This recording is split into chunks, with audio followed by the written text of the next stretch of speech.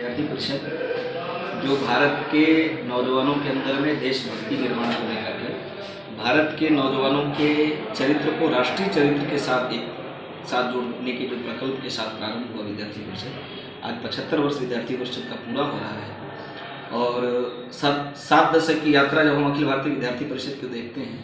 ज्ञानशील एकता के प्रवाह के आधार पर चलने वाला यह छात्र संगठन आज दुनिया का सबसे बड़ा छात्र संगठन है। और परिषद कार्यकर्ताओं के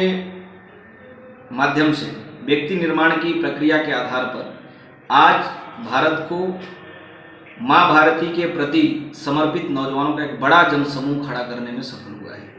और ये जनसमूह जिसे हम व्यक्ति कहते हैं, जिसे भारतीय नागरिक कहते हैं, उन सभी करोड़ों लोगों की कामना है कि भारत में विश्वगुरु बने। यानी एबीवीपी स्थापना काल में जिन उद्देश्यों को लेकर के चला कि राष्ट्र का पुनर्निर्माण होना चाहिए, प्रत्येक जन को तंत्र के अंदर भागीदारी सुनिश्चित करते हुए सर्वांग सुंदर भारत का निर्माण करना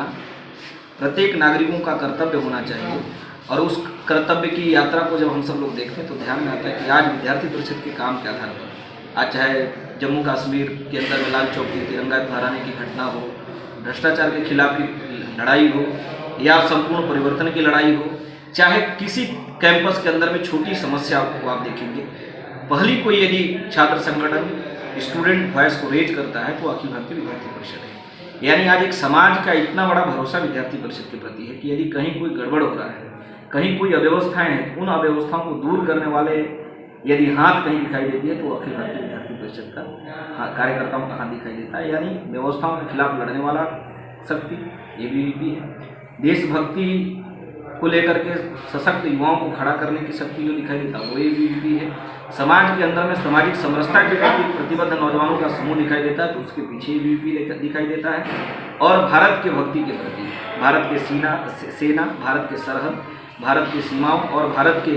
स्वाभिमानी नौजवानों के निर्माण के पीछे यदि कोई शक्ति दिखाई देती है तो अखिल भारतीय विद्यार्थी परिषद। अभी भारत,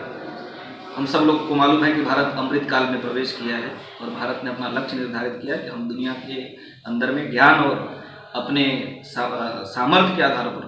स्वावलंबन के आधार पर दुनिया के अंदर में सभी प्रकार के प्रश्नों का उत्तर देने का सामर्थ्य भारत के युवाओं के अंदर में होनी चाहिए। अभी राष्ट्रीय शिक्षा नीति भारत के अंदर में लागू हुआ है। राष्ट्रीय शिक्षा नीति के आधार पर पूरा संपूर्ण समाज